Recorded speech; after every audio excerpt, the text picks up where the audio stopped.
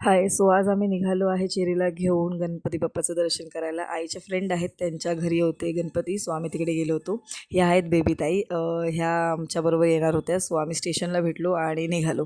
त्या राहतात बदलापूरला. सो आम्ही तिथे केळं घेतली गणपती बाप्पांना, त्यानंतर नारळ घेतले आणि मग आम्ही निघालो. इथे बघा छानसं गणपती बाप्पा आहे बसलेला आणि गणपती बाप्पाची वाईबच अलग आहे. जेव्हा गणपती येतो तेव्हा 10 दिवस इतके छान जातात ना की काय विचारू नका. आणि त्यानंतर आम्ही तिथे पोचलो आणि हा बघा, ह्याला गार्डन आणि पोरं दिसली की हा खुश होतो. मी ह्याला सांगितलं होतं की तू स्माईल दे. आता हा बघा कशी स्माईल देतो आहे. हा कार्टून आहे खूप.